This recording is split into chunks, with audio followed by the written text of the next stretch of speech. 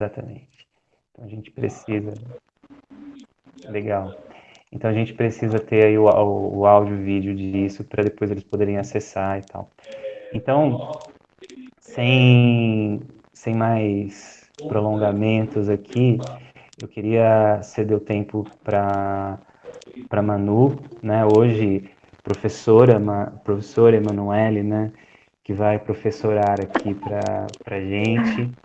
A Manu, eu vou fazer uma apresentação sua, Manu, mas vai ser uma apresentação que eu peço que você complemente, até para eles terem uma dimensão aí da amplitude da tua trajetória. Mas a Manu, ela se formou na Unesp de Assis, né? Fez psicologia lá. A Manu teve uma atuação bastante importante com pessoas, ela tem um interesse muito grande, né? E se eu não me engano tem especialização junto à orientação vocacional e tem um trabalho que ela fez muito bonito e importante na orientação vocacional das pessoas que vão se readaptar aos locais de trabalho, às vezes por um adoecimento, por um acidente, por tantas situações. Infelizmente, qualquer um de nós pode se tornar uma pessoa com deficiência. Então, é um trabalho, se eu não me engano, junto com o Hospital das Clínicas, né, Manu, onde você atuava na época. E além de atuar, acredito também como clínica, ela tem uma atuação que eu acho que é a parte mais recente. Claro que eu estou com queijo suíço aqui, mas eu estou falando que eu sei de cabeça. Atuação na saúde pública. Então a Manu é uma pessoa que atuou na linha de frente na real, então foi para o hospital, Uhum. viveu situações intensas aí, com certeza, relacionadas a tantas perdas que a gente viveu na pele e numa outra perspectiva, que é a perspectiva do risco e ao mesmo tempo transmitir o cuidado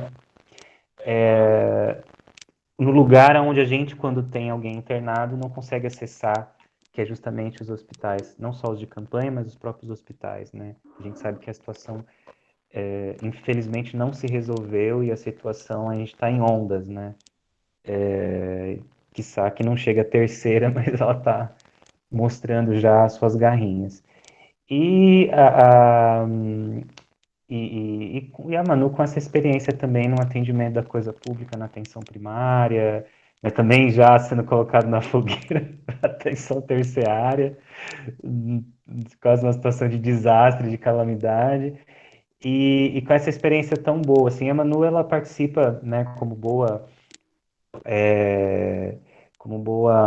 veterana, né, e como é uma pessoa que, como o código de ética diz, né, para os psicólogos mais velhos, né, não necessariamente cronologicamente mais velhos, mas mais velhos na carreira, a gente tem que ajudar os mais novos. Isso diz no código de ética. Então, ela participa anualmente, já faz um tempo importante, dando essa disciplina, né? Ela vai fazer um recorte para a gente, mas e adequar, né, esse modelo à distância, mas que ela já contribui com a formação dos colegas lá na Unesp. Então, essa geratividade é muito legal ter notícia disso e saber. Bom, e é claro que eu estou falando um monte de queijo, de coisas importantes, mas está faltando, tem lacunas. Então, Manu, peço que você complemente, para eles terem uma noção aí do que faltou.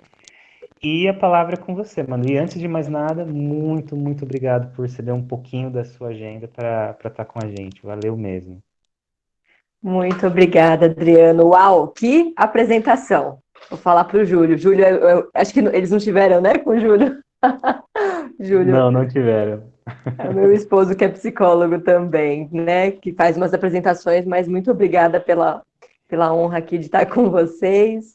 É um prazer. Parabéns aí pela turma, parabéns por estarem aí no quinto ano, no ano pandêmico, né? Eu acho que é muito bacana vocês estarem nessa formação nesse tempo, né? Eu comentei em alguns momentos que eu queria muito estar na graduação nesse momento para poder ter essas trocas que vocês estão tendo, né? E todas as particularidades que a pandemia está trazendo, né? E obrigada aí pelo convite, Adriano. Vamos lá então.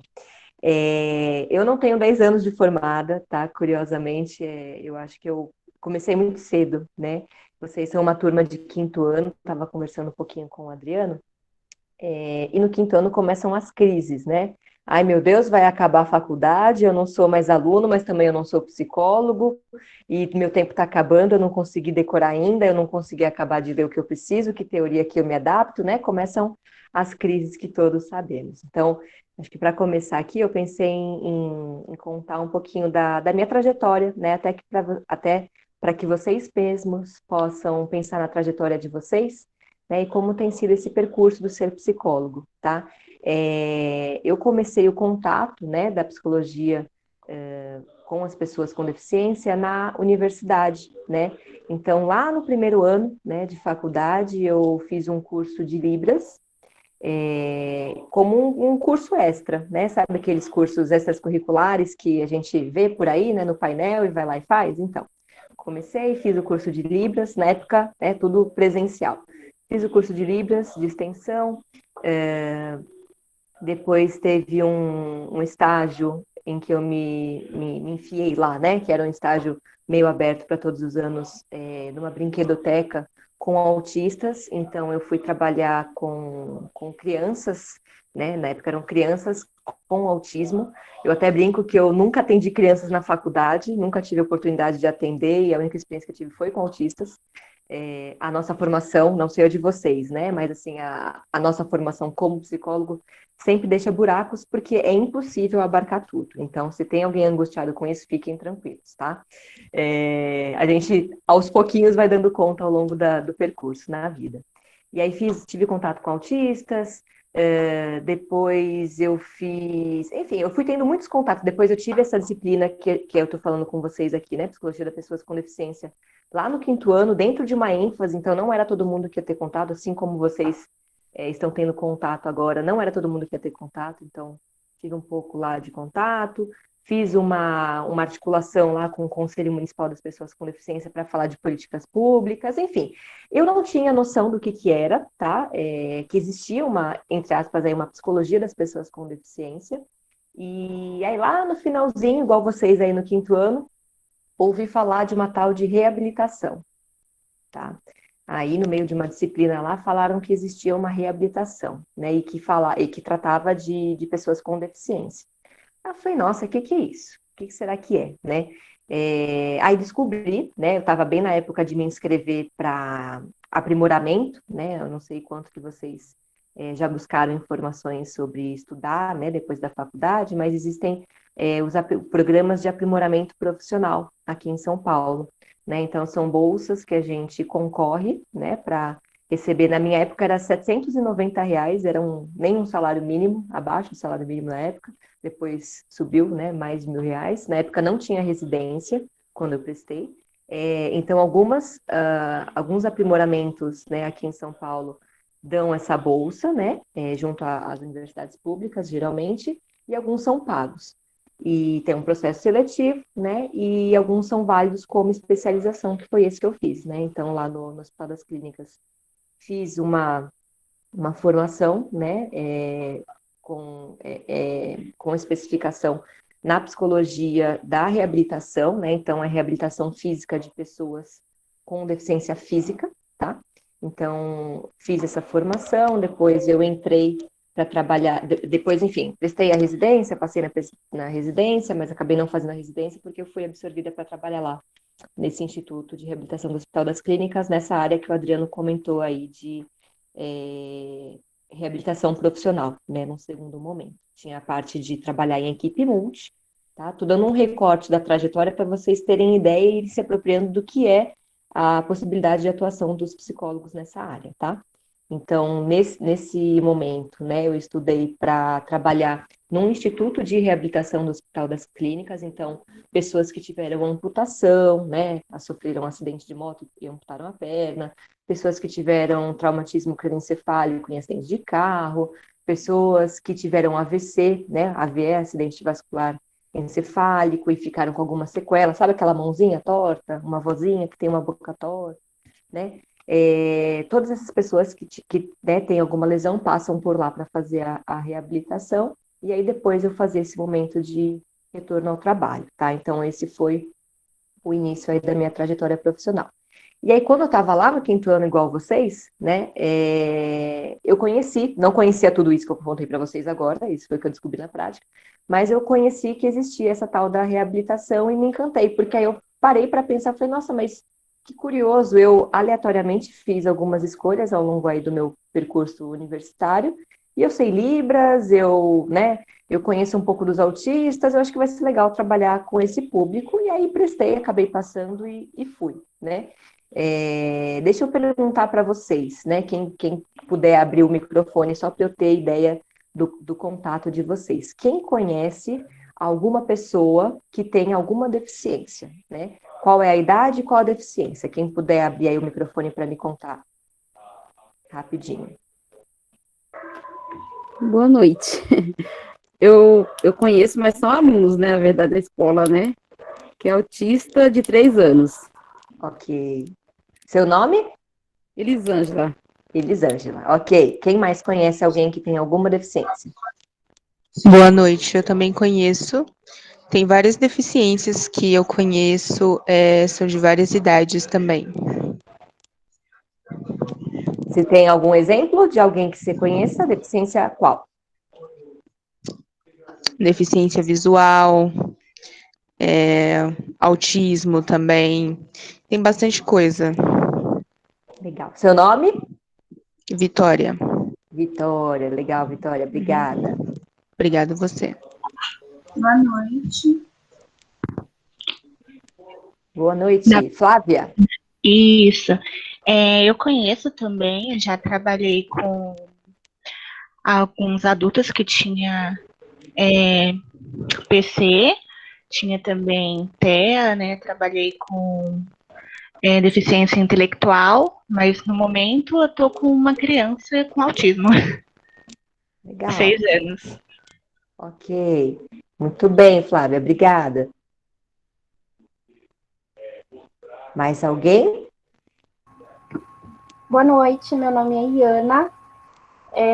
Eu conheço, tem um vizinho meu, na verdade, ele tem 6 anos. Eu não sei se é considerado, não sei colocar, mas você pode me ajudar. Mas ele tem atraso, né? Então, ele tem atraso, se não me engano, de 2 anos ou mais. Então, se ele tem 6, é considerado que ele tem 4, sabe? Então, ele tem esse atraso. Eu acho que é considerado um tipo de deficiência, né? Nesse caso também. Ok. A gente já fala sobre isso, Iana. Muito boa. Obrigada. Eu que agradeço. Mais alguém? Boa noite. Boa noite. Eu tenho uma sobrinha autista e já trabalhei como voluntária trabalho até hoje, né? Como voluntária na CD, então tive bastante contato. Legal. Amanda, né? Isso. Ok, Amanda. Obrigada. Fechou? Não tivemos nenhum rapaz? Só as mulheres que falaram? Só as mulheres, mano. Que Só as mulheres. Só para não escapar, no chat, a Guadalupe diz que tem um primo autista que, embora ela não convive com ele faz anos, mas ela tem esse primo que tem esse espectro autista. Ok, eu não estou acompanhando o chat que eu estou pelo celular, está um pouco ruim, então qualquer coisa... Não, fica tranquila, deixa o chat comigo aí, nem se preocupa. Então, tá bom. Então, vocês viram quantas pessoas, né, num grupo que a gente tem aqui, acho que estamos em 40, né, 38 alunos, mas nós dois, né, Adriano, somos em 40. Isso. 1, 2, 3, 4, 5, 6. 6 pessoas falaram aqui que conhecem pessoas com deficiência. E eu me dei conta disso também, né, quando eu fui fazer essa escolha, né, para estudar um pouco mais a fundo lá na reabilitação, eu fui pensando nas pessoas que eu tinha estudado, que eu tinha treinado, que eu, né, fazia tênis de mesa, eu falava, nossa, aquela pessoa ela andava um pouquinho estranho, né, todo mundo tirava sarro do menino, porque quando ele pegava a raquete ele não conseguia fazer o movimento, ele fazia um movimento meio truncado assim, ele tinha paralisia cerebral e ninguém sabia. Esse menino, parênteses, ele foi parar na seleção brasileira paralímpica. Ele tem medalha paralímpica, porque ele treinava com a gente lá, com pessoas sem deficiência e ralava muito. ele chegou no diagnóstico dele quando ele já estava na faculdade, né? Então, ele teve o diagnóstico dele de uma deficiência física, né? Uma paralisia cerebral, que foi uma dificuldade quando ele nasceu, ele teve uma anóxia, né? Uma falta de oxigênio, um parto mais complicado, que levou a uma dificuldade, né, no desenvolvimento dele, e ele teve uma questão física, né? Então, aí ele depois só foi mudado de categoria para categoria paraolímpica, né? E chegou a ser campeão lá nas últimas Olimpíadas Paralímpicas. Então, olha como essas pessoas fazem parte do nosso cotidiano, né? E aí, quem trabalha com pessoas com deficiência? É só eu que estou, né, nessa área específica, ou nós todos que estamos na sociedade nos deparamos com essas pessoas e a gente nem percebe, né? Primeira coisa que eu gostaria de falar com vocês é a parte de nomenclatura, né? Tem até um pouco da dúvida, um pouco de dedos, quando a gente fala, ai, né, nem sei o nome direito, não sei se eu falo especial, se eu falo excepcional, se eu falo, né? A questão da nomenclatura é algo que é histórico, né? Não tem como a gente desassociar do percurso da história, né, das pessoas com deficiência. Então, a nomenclatura correta, né, atualizada, é pessoas com deficiência mesmo, né, PCDs. Antigamente usava-se o termo pessoas portadoras de deficiência, né, e aí deixou-se de usar esse termo. Estou sendo bem sucinta, que a gente não tem tanto tempo, né? Deixou-se de se usar o termo portadora, porque a gente não porta algo e deixa de portar igual uma mala, né? Então, eu deixo de ter deficiência na hora que eu quero. Então, cai um desuso, portadora, tá? O termo, qualquer outro, os excepcionais ou especiais, né, que dá um tom bonito, né, assim, de falar, ele é especial, mas especial eu também sou, minha mãe acha que eu sou especial, meu marido, todos acham que eu sou especial, e eu não tenho, né, então, assim, é um jeito fofo, bonito, mas que não diz da deficiência, tá, então, assim, não tenho receio, tá, de ter essas dúvidas, porque isso faz parte, e a gente tem que ter dúvidas e perguntar sempre, né, qual que eu, né, como que eu posso chamá-lo, né, e aí a gente tem as divisões, né, pessoas com deficiência quais, né, quando eu perguntei para vocês aqui, vocês me falaram de várias deficiências, né, então temos as deficiências físicas, as deficiências visuais, deficiência intelectual, deficiência auditiva, e as deficiências múltiplas, tá? Então, pensando aí nos sentidos, tá? Então, deficiência física, que vai trazer algum acometimento nas questões do andar, né? Eles falam o termo deambular, né? Então, uma pessoa que teve um AVC. A gente está aqui, normal, teve uma questão que do nada eu posso ter, né? O antigo derrame, que falavam mais antigamente, tá? Então, o termo correto, essa pessoa teve um AVC e ela ficou com uma lesão, né? Por exemplo, na mão, né? Então, o membro superior direito ficou com restrição, ela não consegue mais escrever, ela não vai conseguir pegar a colher e comer sozinha, ela não vai conseguir prender o cabelo. Será que isso impacta a vida de uma pessoa? Né? Será que isso vai trazer prejuízos para que ela possa fazer o almoço, para que ela possa trabalhar, para que ela possa pegar um ônibus? Vai, né? Então, a gente tem que cuidar dessa reabilitação. Não é só o cuidado médico, lembrando que saúde, né, não é ausência de doença, mas é a gente proporcionar esse cuidado e bem-estar para essa pessoa, tá? Então, deficiência física, ela pode ser, e todas as deficiências, deixa eu fazer um gancho anterior, antes de continuar falando das deficiências. A gente tem que primeiro entender o curso dessa deficiência, tá? Não é doença. Doença não é a mesma coisa que deficiência. Doença, a gente toma um remédio e passa. Eu tô gripada, tomo um antigripal e some minha coriza, minha febre, e eu deixo de estar gripada. Deficiência não, tá? E aí a gente tem que entender o curso dessa deficiência. Ela é uma deficiência que ela foi adquirida ou ela é uma deficiência congênita? Ou seja, eu adquiri no sentido não de que eu fui lá e peguei, né? Mas que eu sofri um impacto na minha saúde, como eu estava dando exemplo do AVC, de um acidente de moto, e eu fiquei com uma lesão, ou eu nasci, uma deficiência congênita. Eu nasci, como esse outro exemplo do meu amigo mesa-tenista, né, que joga tênis de mesa e que nasceu com uma paralisia cerebral por conta de uma dificuldade ali na hora do parto. Então, tentem ir fazendo aí links com outras disciplinas que vocês têm, quando a gente pensa em anamnese, quando a gente pensa em conhecer um pouco do histórico da pessoa que está na minha frente, porque às vezes ela não vem com uma plaquinha de tem uma deficiência, né? Mas a gente vai começar a pensar em algumas coisas por conta do histórico que a pessoa já vai me trazer, porque nem sempre a deficiência ela é marcada por uma cadeira de rodas bem gritante na minha cara, tá? Vamos voltar lá. Então, temos as deficiências físicas, que são questões que atrapalham a parte da locomoção, basicamente, tá? Do andar. Só que nem sempre, tá?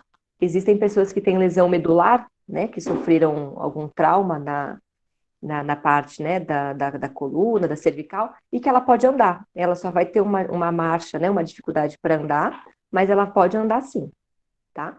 Então, nem sempre é 100% só a pessoa não anda, ela é tetraplégica, ela é parada, né? Tetraplégico é aquele que não mexe, não tem movimentos do pescoço para baixo. Aí temos as deficiências auditivas, né? Que são os surdos, podemos chamá-los de surdos. Os surdos, eles não são sempre... tem os surdos que falam, né? Em libras, a língua brasileira de sinais, língua ou linguagem? Eu vou ficar devendo, que não é muito a minha praia, eu esqueci faz tempo, mas eu acho A que é a gente língua. pesquisa aqui, mano. Me corrija. Mas eu acho que é língua porque ela é uma língua, é um idioma mesmo próprio, tem regionalismo. Eu aprendi lá na divisa com o Paraná, sinais são diferentes daqui de São Paulo, mas é língua, se eu não me engano, Adriana, me ajuda aí, tá? Tem os surdos que vão saber libras e tem surdos que oralizados, ou seja, eles vão fazer a leitura língua, né? Obrigada, Fabiana, é isso aí, é língua mesmo, só a dúvida aqui para a gente não passar a informação errada. Eles vão ser oralizados, vão fazer a leitura labial, imagina como estão sofrendo com o uso de máscara, que não dá para fazer a leitura labial, né? Enfim, tem aí as particularidades da deficiência auditiva, né? Alguns vão fazer implante coclear, alguns vão conseguir fazer uso de aparelho, vão conseguir corrigir, né? Aí, ó, a língua brasileira de sinais Libras foi estabelecida como lei, língua, porque é como se fosse um idioma, né? Que tem suas características. E aí podem ser corrigidas, né, algumas dessas dificuldades da questão da audição em si, tá? Deficiência, e assim, a gente tem que entender como é que surge, né? Por exemplo, uma mulher que teve sífilis na gravidez, ela pode ter o bebezinho com deficiência auditiva, né? Não é sempre que vai ser isso, mas é um preditor, é algo que pode sugerir. Então, olha a importância de fazer um pré-natal, né? A gente vai poder estimular essa criança desde pequenininha, se tiver alguma dificuldade, tá?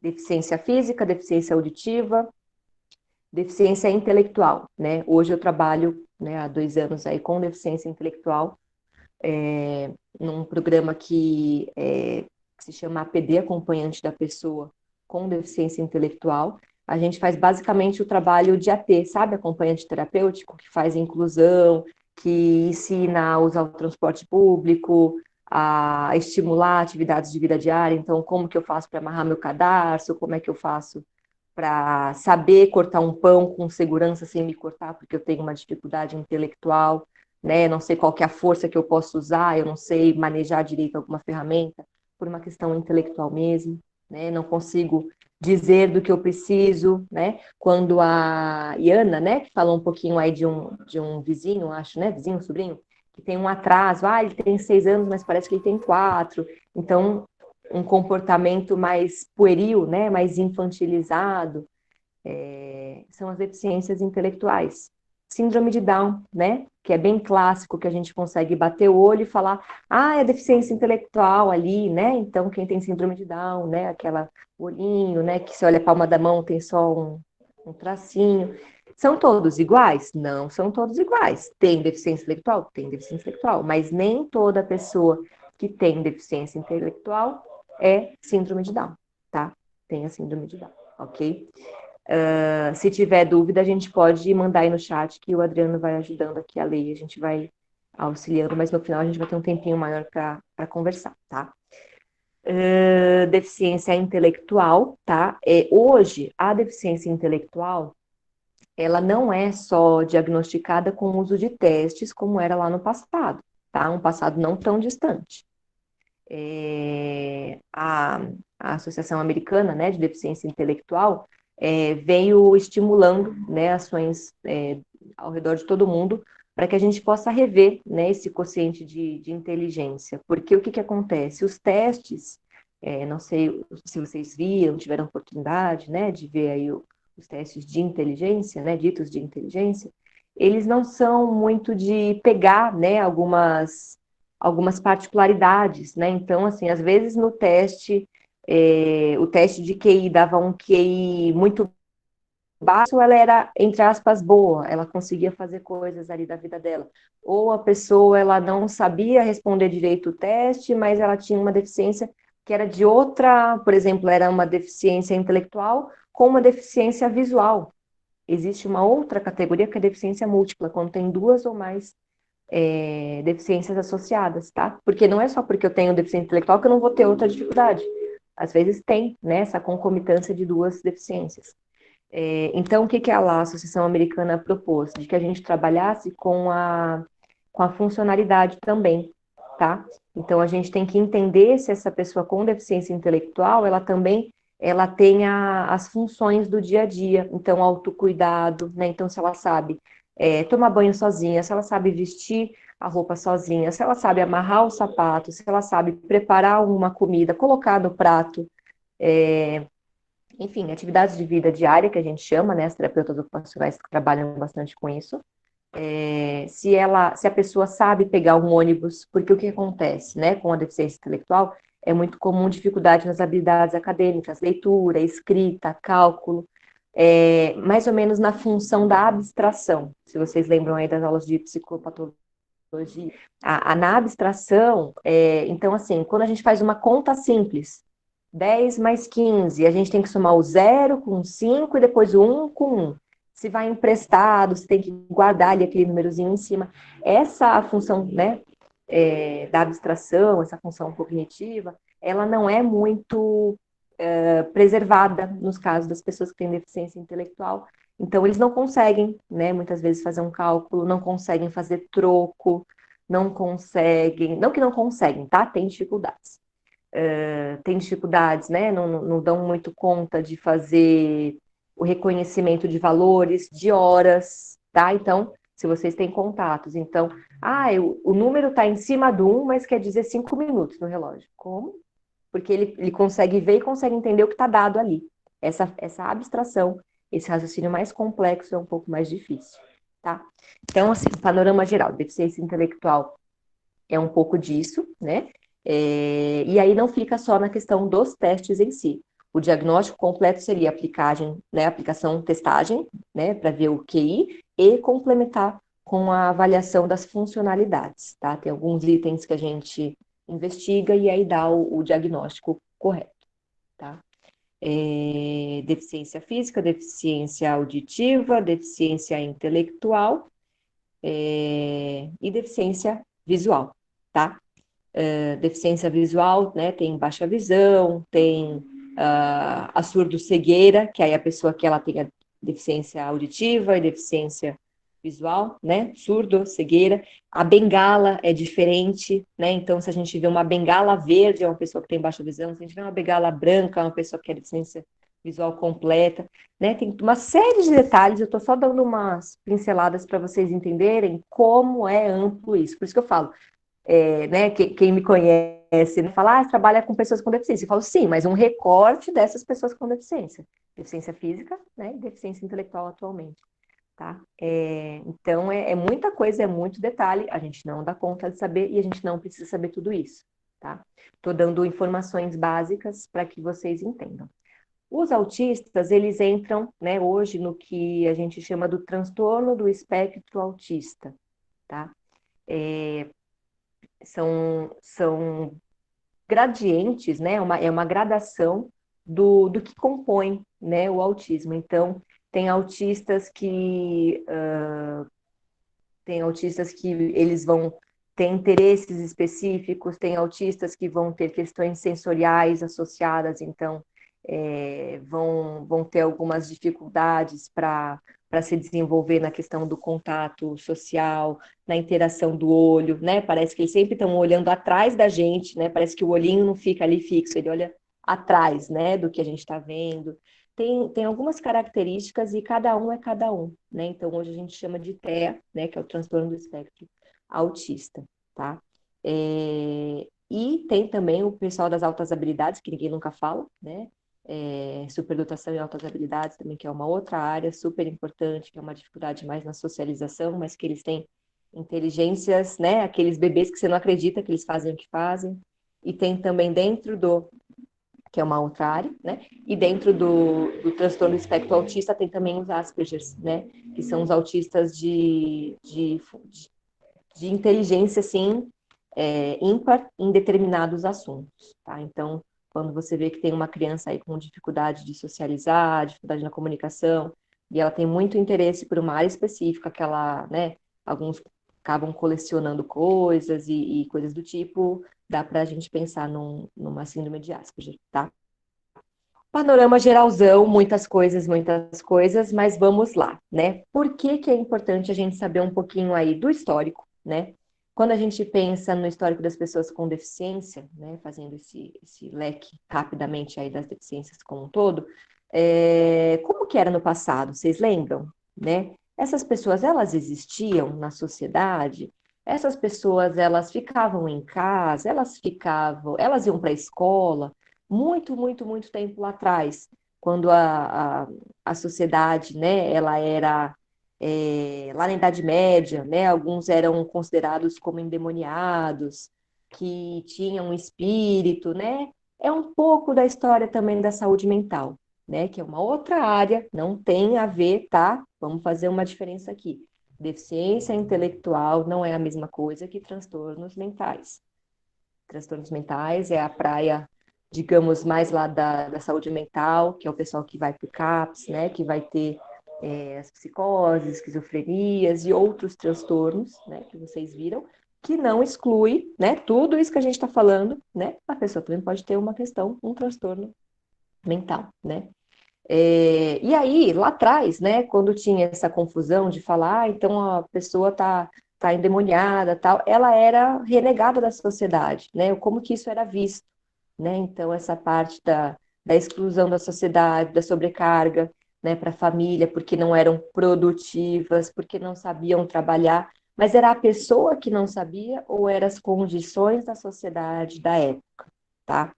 A gente tem que lembrar que algo muito, muito, muito importante para que a gente chegue hoje a falar disso, né, é o marco de que as pessoas, elas não são as que portam, lembra do termo que não se usa mais, elas não portam a deficiência. A culpabilização, não é da pessoa de ter nascido assim ou de ter acontecido algo no curso de vida dela para que ela tivesse essa deficiência, tá?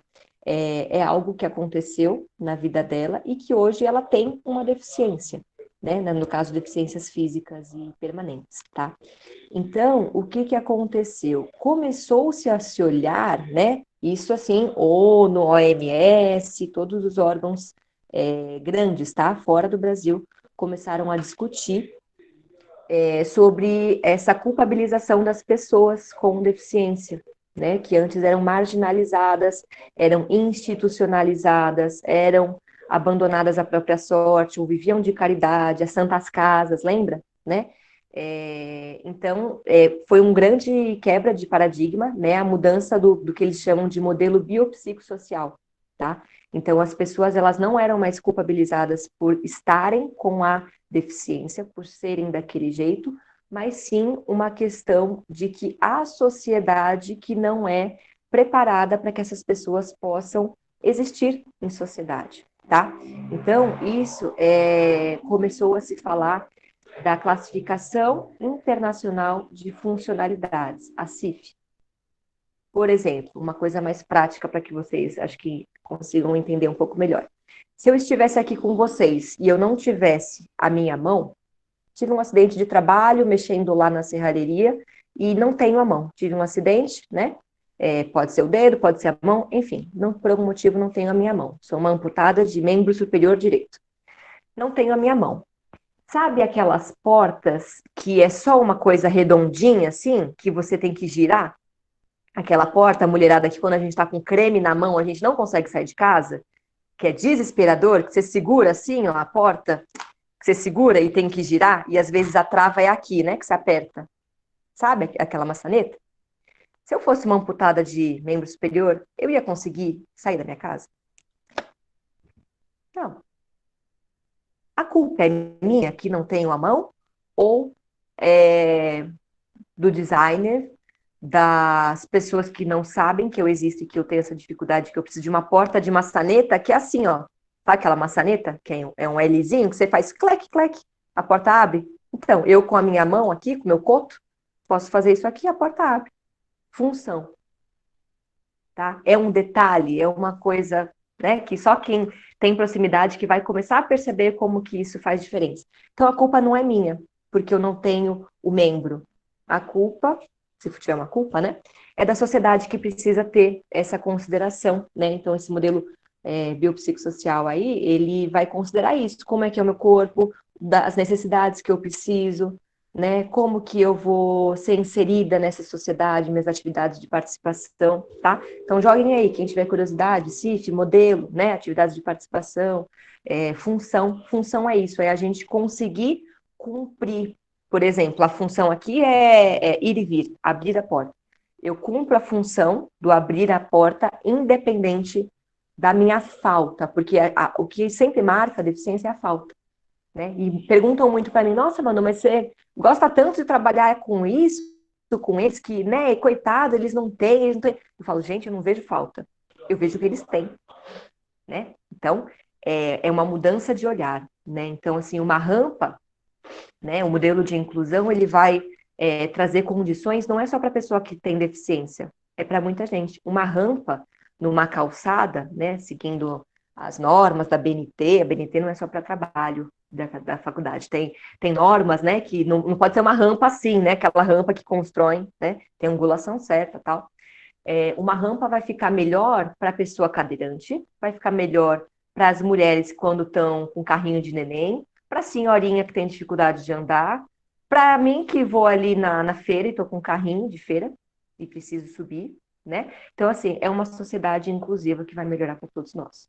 Estou dando alguns exemplos, alguns retratos para que vocês percebam como é uma mudança de olhar e é uma sutileza, né? É uma sutileza numa sociedade que precisa olhar para isso e não deixar de fora. Que a gente precisa olhar para essas crianças que ficam ali só fazendo recorte e cola, né, na sala de aula.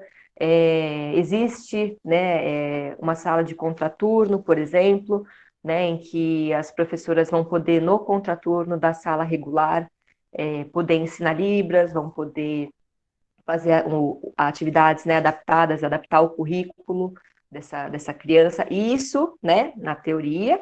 Na prática, algumas escolas fazem mais, outras escolas têm mais dificuldade. Essa parte da educação é algo que é uma batalha constante, né? Esse ano, ou ano passado, né, recentemente, voltou-se à tona o debate sobre essas crianças e adolescentes têm que estar na mesma sala, na mesma escola, ou elas podem ter direito a escolas especiais, salas especiais. Aí a gente volta na discussão de segregação, né? Porque inclusão não é a mesma coisa que integração. Integração é você colocar lá e deixar a criançada só fazendo recorte e cola no meio de todo mundo, mas ela não participa da vida, né, desses coleguinhas. Mercado de trabalho, lei de cotas, né? Existe a lei de cotas, né? Então, empresas que têm acima de 100 funcionários têm direito de ter tem direito e a obrigação, né, de ter ali nas cotas funcionários, né, reabilitados do INSS ou pessoas com deficiência, tá? Essa sempre foi a minha angústia, né, o Adriano contou um pouquinho aí do meu percurso, né, profissional, sempre foi minha angústia. Eu fui para lá na USP fazer uma formação em orientação profissional de carreira, achando que eles iam me trazer a grande luz, né, de falar o que eu faço, porque os testes de OP, né, de orientação profissional, não tinha nada específico nem para adultos, nem para pessoas com deficiência, né? Eu falava, como é que eu faço, né? Se eu preciso trabalhar com readaptação, se eu preciso colocar essas pessoas no mercado de trabalho, como é que eu vou saber do que elas gostam, do que elas querem, sendo que elas já têm uma dificuldade? pensando aí, ó, vamos lembrar, duplo luto, né? A pessoa, ela já tá com uma lesão, ela já tem toda essa questão de ter que elaborar, ainda mais se for uma deficiência adquirida, né? O cara lá era vida louca, motoboy, entregador como é que fala? Os aplicativos? Uber Eats, não sei o quê. Vida louca, teve uma lesão e não pode mais andar de moto. Ele tem que lidar com a deficiência e ainda lidar com a perda da profissão dele. Ele não vai poder mais trabalhar naquilo. Enfim, aí fui lá e descobri que não tem, tá? Nada específico. Quem quiser se aventurar, né, e estudar mais aí, é um campo bem bacana, né? Então, assim, não é só quem vai trabalhar especificamente, tá? Para pessoas com deficiência. Por exemplo, se eu trabalhar num RH e trabalho lá com RH, recrutamento e seleção de pessoas, não tenho nada a ver com pessoas com deficiência, e chega lá para mim uma pessoa que tem lá no currículo dela um CID, né, Classificação Internacional de Doenças, ela colocou um CID, disse que tem uma deficiência, o que eu faço? A vaga não é para PCD, eu excluo ela? Ou ela não colocou no currículo e me chega lá um cadeirante e o processo seletivo lá fazia parte um palográfico, sabe? Aquele teste que faz um monte de pauzinho, pauzinho, pauzinho, pauzinho, ou, sei lá, qualquer outro teste. E chegou um cadeirante tetraplégico que não mexe nada daqui para baixo. E aí? Bugou, né? Não sei o que eu faço, manda embora. Pode? Não. Preconceito, cuidado, tá? Então, muito cuidado, porque existe a Lei Brasileira de Inclusão, né? Ou o Estatuto da Pessoa com Deficiência em 2015, né? Se eu não me engano. É agora, gente. Eu estava na faculdade igual vocês, as coisas ainda estão acontecendo, né? A gente não pode excluir de processo seletivo, a gente tem que pedir para guardar, né? Às vezes a sala não é acessível, né? Pedir desculpas, falar, nossa, desculpa, porque né, o ambiente não é adaptado, porque hoje as empresas, prédios novos, são obrigados já a ter, né, piso tátil, que é aquele que o cego consegue, né, fazer o reconhecimento do piso, né, que é mais alto, sabe onde que tem a entrada, a saída. Enfim, tem uma série de orientações das edificações para que possa ter acessibilidade, mas às vezes não tem. Né? Então, pegar o contato, falar, oi, tudo bom? Então, né, a gente não estava preparado, a gente não sabia da sua especificidade, do que você vai precisar para participar do processo seletivo. A gente pode te chamar daqui a pouquinho, né? Eu vou dar um jeitinho, vou conversar ali com o pessoal e, né, se vira nos 30 como bom psicólogo, que vocês vão ver que psicólogo é isso, é dar nó em pingo d'água, né? Correr para saber o que a gente precisa fazer nessas horas, né? Então, a gente tem que ter muita atenção, né, no que a pessoa precisa e não ter vergonha de perguntar. E sempre perguntar para a pessoa, porque é muito costume, quando a gente tem uma pessoa com deficiência, perguntar para quem está do lado. Ah, quantos anos ele tem? Pergunta para ele, né? Ah, porque a gente sempre tem essa sensação de que a pessoa não sabe, de que ela né, não tem boca, que ela, né? E ela vai saber. Por mais que ela não fale, ela vai te contar do jeito dela, né? Do jeito dela. Então, é importante a gente ouvir, né? É importante a gente ter essa atenção, tá? Que mais que eu tinha pensado em falar com vocês, né? Então, assim, tenham esse olhar, né? Hoje eu trabalho no SUS, né? Sempre trabalhei no SUS, mas hoje eu tô mais saí do instituto, né? E vim aqui como é que fala?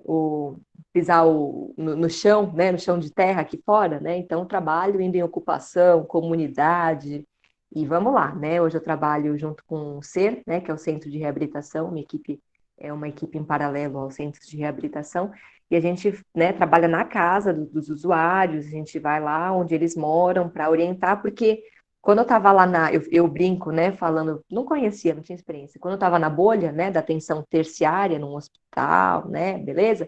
Dava um monte de orientação, só que eu não conhecia a realidade da pessoa. Hoje, quando eu estou mais vinculada, né, às unidades de saúde, unidades básicas de saúde e outras atenções mais primárias e secundárias, eu tenho oportunidade de ir no território, de ver como é que é a casa dessa pessoa. Então, às vezes, a gente tinha, né, pensado em prescrever uma cadeira de rodas maravilhosa. A pessoa mora numa comunidade que não tem acesso, que é chão de terra, e aí você prescreveu com um fisioterapeuta uma cadeira de rodas linda e maravilhosa, uma cadeira motorizada, o SUS prescreve, tá? Se precisar, e não vai ter função, tá? Então, fazendo sempre esse paralelo. O que a pessoa precisa e o que o ambiente dela vai dizer, vai solicitar, tá? Para a gente poder ter essa leitura ampliada, porque senão a gente não vai fazer um trabalho legal, tá? A gente precisa ter muita atenção nisso, porque o que a gente tem de pessoas que não é só a pessoa que tem uma dificuldade, mas sempre tem outras na família, né? Que fala, nossa, é o fulaninho que veio aqui para passar comigo, mas você reparou na mãe dele, né? Ah, será que ela tá bem? Ela tá precisando de alguma coisa?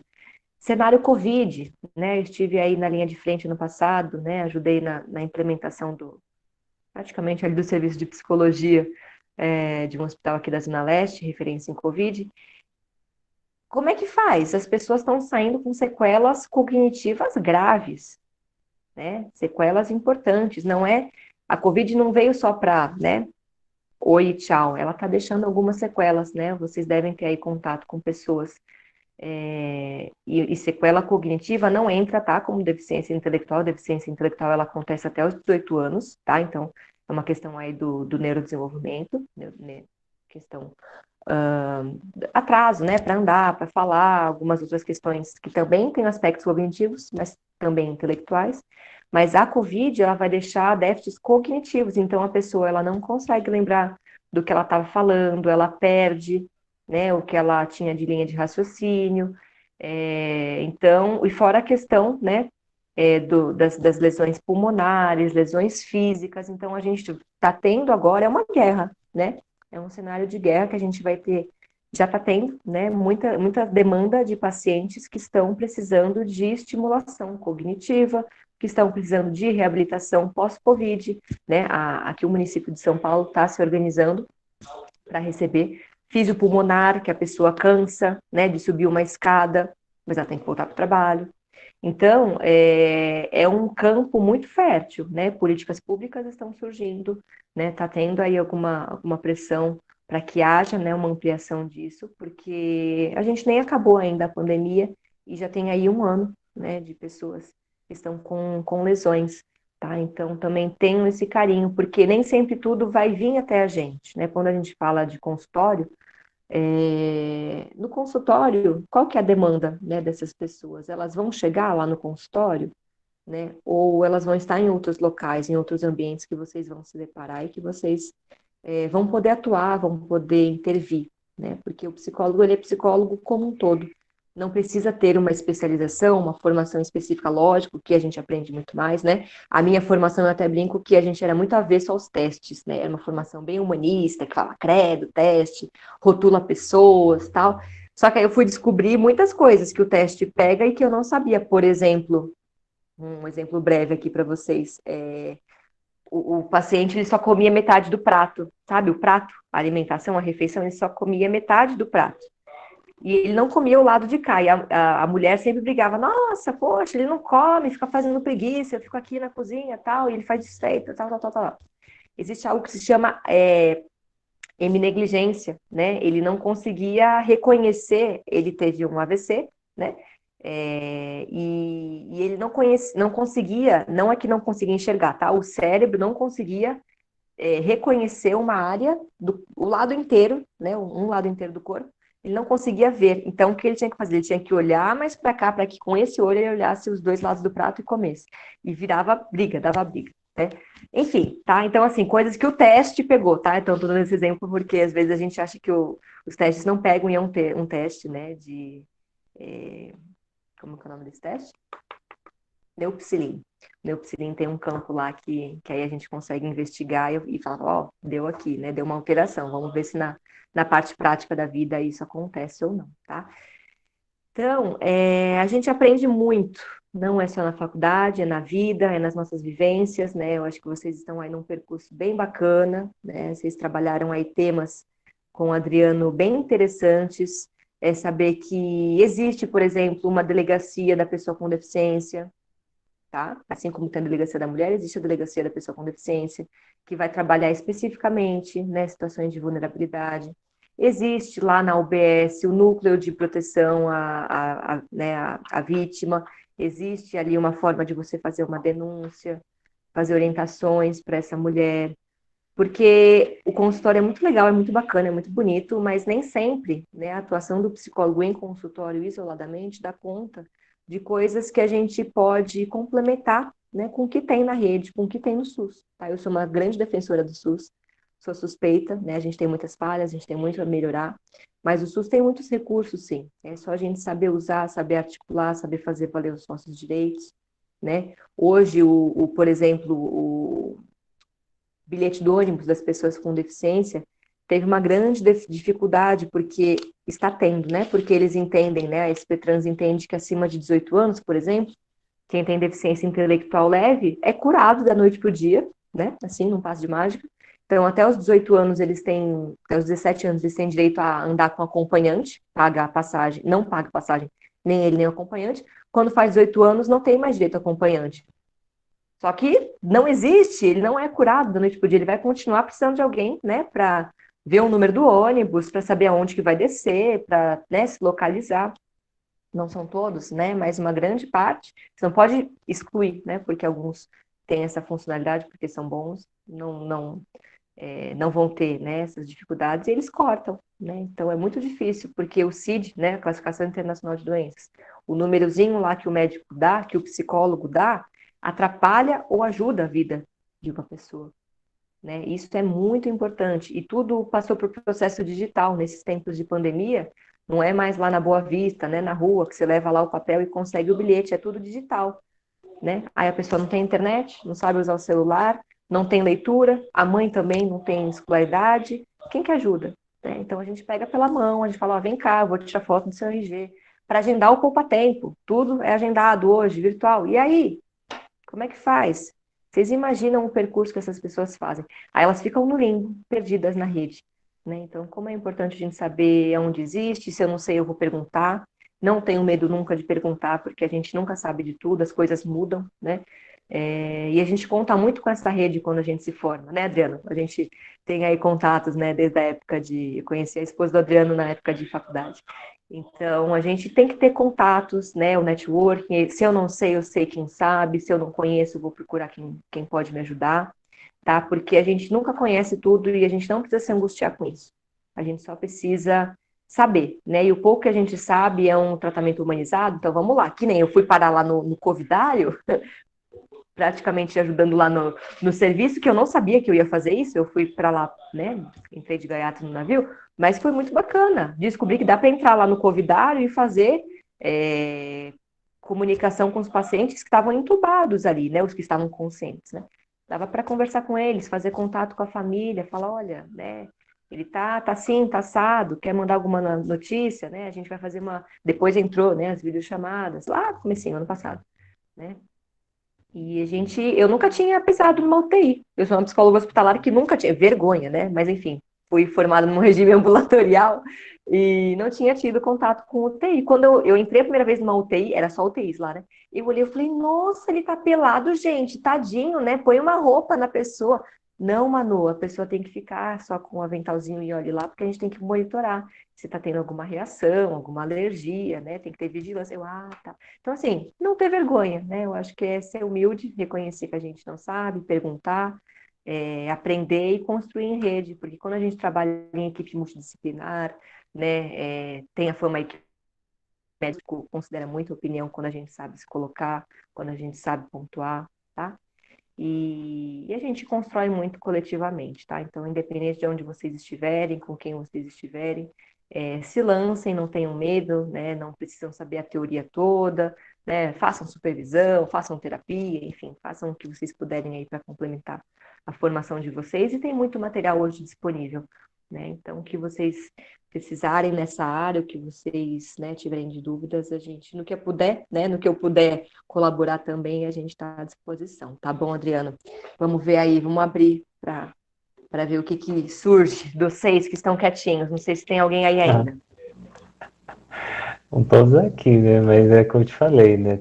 Esse povo aqui é que nem criança quando chega a visita, né? Eles perguntam, participam, mas quando chega o pessoal assim, ninguém tem pergunta, né? Mas hoje eles participaram bastante, eu acho, comparado, então é legal. Manu, assim, mais uma vez, obrigado. Não encerrou ainda, mas queria te agradecer, porque eu até ia, não só para você, mas falando para você e já falando para os demais, assim, acho que essas 4 aulas que coletivamente, né, todos nós aqui construímos, né, inclusive a Manu, né, porque ela está construindo na operacionalização ao viver e transmitir esse conhecimento que faz parte da jornada dela como ser psicólogo, né, que vai se construindo e conforme ela vai se lançando nos desafios, sejam acadêmicos, sejam profissionais de colocar o pé na terra, né, e, de enfrentar e de lidar com as coisas. Então, acho que esse espaço está sendo muito rico, né? O que eu diria é vocês, sinceramente, assim, talvez esse tipo de diálogo tão aberto, assim, tão amistoso, tão dialógico, usando parafraseando aí um outro espaço também bastante rico, literalmente uma bênção, assim, é uma coisa muito boa. Então, felizmente está sendo gravado, então vocês têm acesso aí aos links, aos vídeos posteriormente. Então, aos moldes do que você falou, mano, na aula passada o Douglas também falou assim, vamos pensar um CAPS 1, 2 e 3, uma CAPS AD, qual que é o lugar do psicólogo, como é que o psicólogo pensa, e aos moldes do que você fez, ele também fez trilhão. Então, se juntar todo esse combo das contribuições de vocês, acho muito difícil que quem se interessar aí para uma área social barra saúde, né? Porque a área da saúde não está desconectada da área social, a área social não está desconectada da jurídica, que não está desconectada de uma área talvez até de avaliação psicológica, de RH, então não tem, é por isso que a nossa formação ela é generalista, né? Porque a nossa atuação também é generalista, por mais que a gente olha, peguem na fala da Manu, né? Quantas áreas que passou, assim, né? Mas eu sou uma psicóloga hospitalar que nunca pisou numa UTI, mas é isso, né? A gente se especializa, mas a nossa vida profissional vai nos levando para desafios. Então, acho que a gente teve aqui um período muito rico e que está sendo coroado hoje com a participação da Manu. Tem uma pergunta aqui, eu tenho algumas, mas tem uma claro que eu vou deixar as minhas para o final e se houver espaço, mas tem uma da Cristiane Vidal, Manu, que ela pergunta o seguinte: o nanismo entra como uma deficiência? Sim, é uma deficiência, porque precisa de adaptações, né? É, a gente tem a nossa auxiliar administrativa que a gente nem lembra, né, ela tem, né, a baixa estatura e ela trabalha com a gente, né? Ela é auxiliar administrativa e entrou lá, né, para trabalhar com a gente especificamente com isso. O que tem que perceber é se o CIDS, tá? Que o médico dá contempla as cotas, se for para trabalhar com lei de cotas, tá? Aí eu não vou saber dizer de cabeça quais são os CIDs que entram em cada categoria, mas é uma deficiência sim, porque ela precisa de adaptações. Então, por exemplo, o carro dessa nossa amiga é um carro que teve uma isenção não é o DEFIS é a isenção de rodízio. É uma isenção IPVA? Não. Eu não sei, é uma questão lá do carro em si, que ela não. É uma isenção para quem precisa de carros Adaptados. adaptados, né? Então, por Isso, exemplo, isso. que o câmbio não seja manual e sim precisa ser Isso, automático. Então, esses isso, caras recebem assim um desconto bem significativo na isso. aquisição desse automóvel. Isso, e tem alguns CIDs que contemplam isso, porque o que acontece? O carro vai perder valor, né? Se você depois quiser vender o carro, ele vai ter perdido valor porque ele ficou adaptado à pessoa que tem nanismo ou à pessoa que tem questão, né, particular ali que precisa de uma adaptação. Então, na hora de vender esse carro, ele não vai ser possível que uma outra pessoa use, enfim, se tiver particularidades, tá? Então, tem essas isenções, o que é justo e certo, né? Porque é para a ideia das legislações é dar uma equiparada, né? Lembrando aí dos princípios do SUS, né? Equidade, não sei o quê. Então, assim, é dar uma mínima equiparada, né, de que ela possa usar o carro assim como outra pessoa pode usar, só que adaptado para ela, e aí ela não precisa bancar com isso, tirar do bolso dela, né, por exemplo, essa minha amiga, para que ela faça essa adaptação, né, porque é direito dela usar o carro como todos nós temos direito de usar o carro também, tá? Essa é a ideia. Então, mais ou menos isso. Legal. E aí, gente, o que mais? Eu abriu assim para mim um monte de perguntas aqui. Caraca, eu tinha mais dúvidas do que eu imaginava, mano. Mas eu queria saber de vocês aí, quais dúvidas. Por exemplo, eu vou fazer umas perguntas.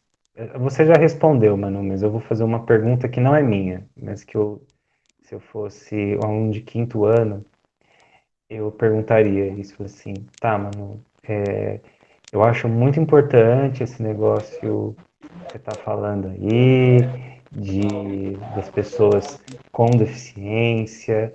Parece que é uma coisa que a gente realmente não conversa na universidade, é algo que a gente tem que ir descobrindo, porque realmente é muita coisa. E eu entendi o seu percurso, mas como é que eu faço para entrar nessa área? Tipo, eu tenho que fazer igual você, eu tenho que ir lá, começar a graduação no zero na Unesp. O que eu tenho que fazer? Qual o caminho que eu Legal, tenho que trilhar? legal. Eu ia falar um pouquinho dessa sugestão, né? Tem formações e formações, né? Se vocês procurarem, por exemplo, cursos de Libras, eu sei que tem, né? À distância. Eu sei que tem formas de vocês estudarem não, se inscreverem para trabalhar, por exemplo, em OSs, né? As OS são as organizações, né, sociais, né, organizações de saúde. Se vocês colocarem lá a prefeitura, OS, porque o que acontece, né? Vocês já devem ter visto aí em algum momento isso, né? Algumas entidades, né, elas assumem os contratos de gestão na saúde, na, na no campo social, né? Só que aí vocês têm que descobrir qual que é o caminho, né? Então, se colocar lá OS de saúde em São Paulo, vocês vão descobrir que o território de São Paulo, ele é regionalizado, né? E que, por exemplo, tem, sei lá, o IABAS, a Associação Saúde da Família, a SPDM, que são as OSs, né? Que estão nesses territórios. E, por exemplo, eu quero talvez ir para essa área de saúde, no CAPES, na UBS, né? Quero ir para a área de saúde. Então, você tem que ir lá, né? Fazer o cadastrinho e ver o que tem de vaga. Então, para ensino superior, precisa de uma pós? Não precisa? Aonde existem, né? Esses aprimoramentos, como eu disse, né? Como é que se inscreve? Como é que faz? E tem muita coisa que vocês podem descobrir, né? Cursos para, né? E aí tem pequenas formações que podem ajudar. Por exemplo, eu tenho colegas que atendem, é uma clínica de pacientes surdos, né? Então, assim, eu tenho a formação, mas eu não tenho a fluência, digamos assim. Então, preciso que alguém atenda, né? Uma clínica bem importante, porque você imagina a angústia que traz, né? Então, quando você consegue alguém que atenda, fica muito mais fácil, tá? Então, respondi, Adriano, mais ou menos isso, né? Acho que sim, né? Você está falando de algo que é importante, por exemplo, como é que a gente vai atuar com pessoas com deficiência surdos, né? Pessoas surdas. Uhum. Se eu não falo a mesma língua que é a língua Isso. oficial delas, então preciso me tornar o mais Encaminhar? fluente Isso. possível. E isso a universidade, às vezes, pode me oferecer uma disciplina optativa, mas é uma formação, né? Então eu preciso ampliar o meu horizonte, falar, poxa, se eu quero trabalhar com isso, é Uhum. bacana que eu seja fluente em Libras. E Isso. também, eu acho que é importante isso que você falou, né, das organizações sociais, né, das OS, né, o OSC também que se fala, porque, embora a gente sabe que a, a, a saúde, ela é direito da população, ela é dever do Estado, isso acontece via o Sistema Único de Saúde, porém, o terceiro setor, ele entra para que tenha, mesmo que ele receba o fomento do governo em nível municipal, estadual até federal, geralmente municipal, mas é uma organização social sem fins lucrativos, vai contratar as pessoas, vai operacionalizar, vai se responsabilizar judicialmente, administrativamente, e vai funcionar como coisa pública, né? Como um braço do Estado sem ser Estado. Então é uma oportunidade de você trabalhar, tem grandes OSs, né? SPDM, né? SPDM, falei Isso. certo? Tem SPDM. Para quem é da área da... IABA, E qual?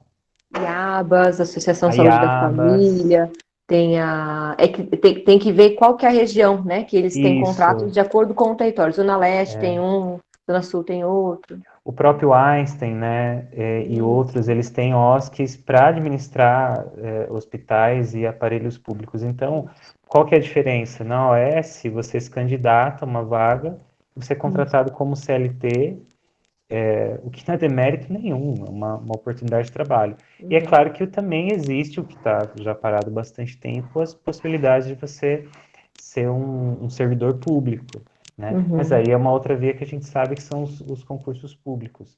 Mas então quer dizer que só para trabalhar na saúde, na área social, é só se eu for um servidor público? Não. Não. Você pode servir a população, mas sendo um funcionário, sendo E é quem deu conta dessa pandemia, tá, gente? Quem deu conta dessa Exato. pandemia foram as OSs, porque As não dava OS. tempo de fazer concursos, né? Então, com esse boom, né, de casos e abertura de leitos, a demanda aumentou também para profissionais de saúde. Então, as OS foram os grandes carro-chefes, e não existe só OS para a saúde, tá? Existem outras Exato. OS. Você vai ter OS para área social, por exemplo, para centros de acolhida adultos, centros de serviços de acolhimento institucional para crianças e adolescentes, nossa, a lista é bem grande. ampla. E aí tem alguns sites que concentram, né? Antigamente tinha o Isso. setor 3, que hoje ele não está mais funcionando, mas tem sites que condensam, é só procurar no Google, colocar o terceiro setor, vagas OS, e aparecem sites que centralizam essas vagas. É sempre bom estar ligado nisso para quem tiver interesse na área social. Tem perguntas aqui, ó, surgiram as perguntas. Vamos lá. Recado do coração de Érica Alves para Emanuele. Escreveu seu nome certinho, tá, Emanuele? Só faltou Maria. Não se chateia no teu Maria. Imagina. Emanuele, você falou sobre a questão da inclusão, sobre as cotas, e que houve um debate recente sobre isso. Se autistas e pessoas com deficiência eram inclusas nas escolas, junto com outras crianças ou não, etc., eu gostaria de saber a sua opinião sobre isso, sobre essa discussão, Legal. sobre a inclusão ou não nas escolas. Como é que fica isso, assim, no teu olhar? Bacana, ótima pergunta. É a Érica? Isso, Érica. É muito boa essa pergunta, viu? Eu tive a oportunidade de ter a perspectiva do interior, onde eu fiz a faculdade, e daqui de São Paulo, tá? Lá no interior eu fui bem, assim, acho que é segundo ano, né? Aquela iniciação científica, assim, que a gente vai, sabe? Só para, né, observar e praticamente ficar escrevendo. Eu fui para mapear os recursos do município para trabalhar com a inclusão. E o que eu ouvia muito dos professores: a gente é obrigado a dar conta da inclusão, a gente tem um monte de... E tinha, viu? Vinha verba para a escola que se propunha a fazer inclusão, né? Porque eram meio que polos. Vinha verba, vinha recurso, materiais novinhos, lindos e maravilhosos, mas os profissionais não sabiam usar.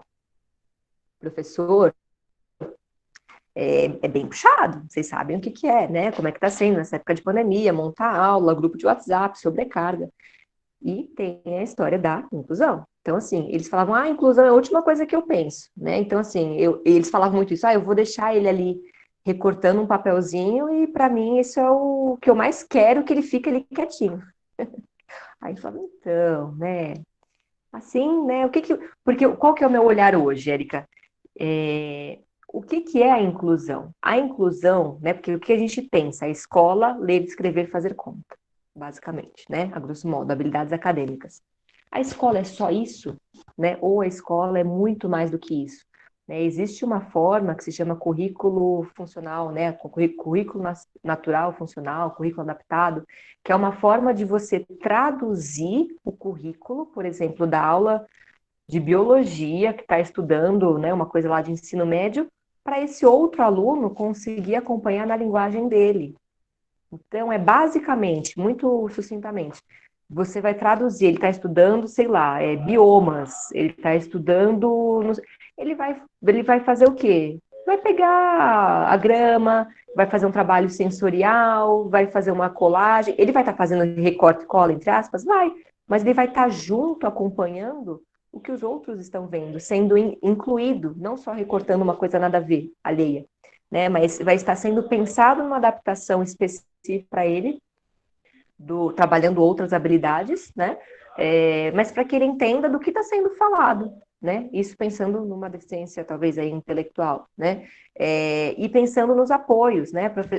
Aqui em São Paulo tem algumas atividades de vida escolar, né? As AVS, que são moças que auxiliam até a ir ao banheiro, a se limpar, que são coisas muito detalhes pequenos, mas que às vezes, né, a criança não dá conta ainda. Então a gente não pode tirá-los das escolas porque eles não conseguem fazer alguma coisa ainda ou porque eles têm dificuldade, mas eles precisam de um olhar. Só que uma sala de 40, né, 50, 30 alunos, como é difícil pensar nessas particularidades com outros alunos, quanto mais para quem tem uma deficiência. Por isso que precisa, né, de uma orientação, né, de adaptação, de estar próximo às universidades para pensar. Lá no meu trabalho, né, atual, a gente tem momentos que a gente articula muito com CAPS, com outros equipamentos de saúde, mas também de educação. Se a gente tem um usuário, né, um aluno lá, que tem dificuldade na escola e a escola não sabe o que fazer, a gente marca a reunião, a gente marcou muito por videoconferência. E aí fez numa reunião de professores, eles trouxeram as dúvidas e a gente trabalhou em cima. Falou, olha, esse aluno ele é copista, né? O antigo copista. Ele copia, tá? Mas ele entende o que ele copia? Ele sabe escrever uma redação? Ele sabe se expressar? Não consegue, não consegue. E aí fica de canto. Porque é muito difícil traduzir física, vetores, não sei o quê. É difícil? É lógico, é muito abstrato. Mas algo deste universo para que ele possa acompanhar. É um desafio, é algo muito difícil, mas eu apoio a inclusão.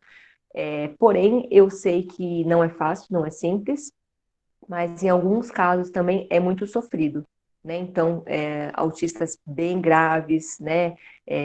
Que tem aí uma questão de que, por exemplo, vai se desorganizar com o barulho da sala, né? O ideal seria ter uma sala menor, né? Que ele pudesse circular em outros ambientes, ou que ele pudesse fazer uma atividade externa enquanto a sala tivesse mais barulhenta. Então, assim, tem que pensar muito especificamente nisso, senão vai ser sofrido, né? E a escola acaba sendo um lugar não de aprendizado, de estímulo, mas um lugar de sofrimento. Então, eu apoio, mas eu entendo também quem defende que tem que ter, né, as instituições. Eu acho que tem que ser uma opção, não uma obrigatoriedade, tá? Mas quando a gente põe como opção, aí fica essa coisa, não, a gente nunca vai estar preparado, a gente nunca vai saber, e aí acaba voltando lá para aquela história, tá?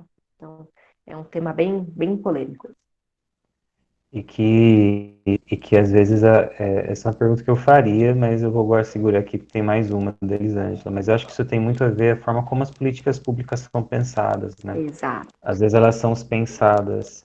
E a gente falou disso com o Douglas na aula passada, mas pensando sobre drogas, né? Então, às vezes a política ela é pensada de cima para baixo, mas ela também pode ser pensada de baixo para cima, né? Isso tem muito a ver com a nossa participação, a participação da sociedade civil, né?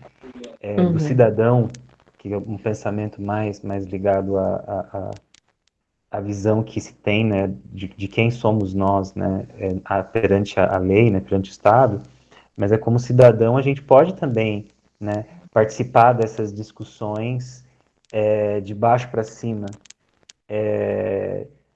Então não é só tipo, não, lá em cima mudou e vem tudo para baixo, mas a gente também pode fazer outros caminhos. Talvez eles não são tão poderosos, mas são caminhos que existem, a gente precisa. Mas como é que eu vou saber quando está acontecendo? Você está ligado, né? Sim. Não dá para estar ligado em tudo, mas se eu tiver interesse nessa área, eu não posso ser um psicólogo que atua, mas sem estar pensando nessas coisas, né? Eu tenho que pensar, inclusive, em políticas públicas, né? Tem uma pergunta aqui, mano, da Elisângela. Um recado do coração da Elisângela Viana Lima para Maria Emanuele. Emanuele, como realizar um trabalho com uma criança surda que seja bebê? Ela ainda não sabe usar as libras. Você conhece algum curso de especialização, algo que viabilize atender essa faixa etária? Pergunta. Tá. Vamos lá, Elisângela. Bebê, tem até uma bebezinha que ela é super famosa no Facebook, porque os pais filmaram ela aprendendo, que ela foi alfabetizada em Libras, né? Que os pais, acho que os dois são surdos. E ela grava, tá? Então ela faz lá o piu-piu, e então ela foi alfabetizada primeiro em Libras, e aí agora ela tá conseguindo entender que existe uma língua escrita. É muito louco. É muito louco.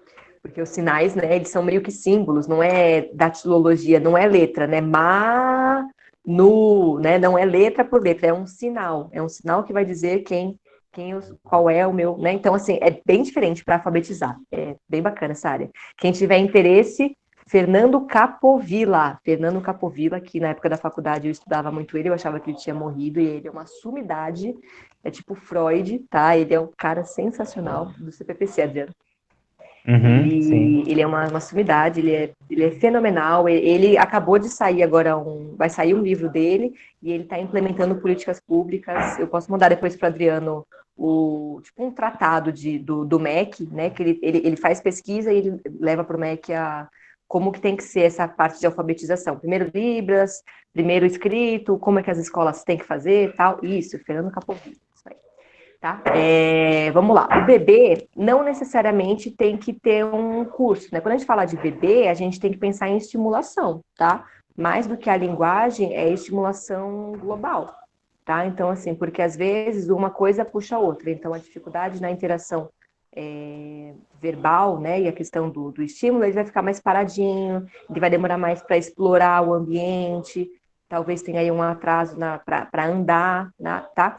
Então, assim, não tem nenhum curso específico para bebês, mas os bebês, eles têm a compreensão, sim, né? Desde pequenininho, é que a questão é quando que esse bebê vai perceber o ambiente externo, né? Um bebezinho já maiorzinho aí. Mas que é possível ensinar, sim, tá? Eu vou ver se eu acho esse link da bebezinha que ela aprende os sinais, só para vocês verem como é possível, tá? Estimular e orientar o desenvolvimento global dessa criança, não só com Libras. Mas eu não conheço nenhum curso específico, tá?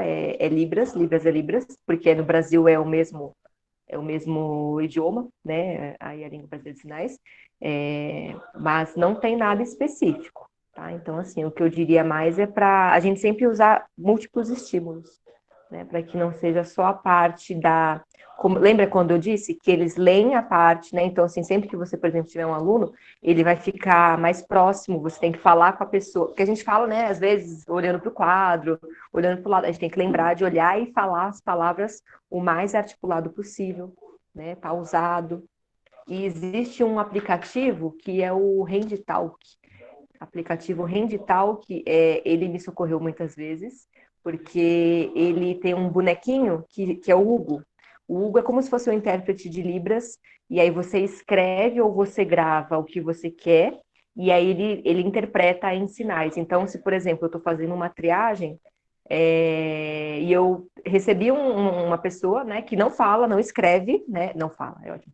Ele não escreve em Libras, né, e não ai, gente, vocês estão entendendo, desculpa.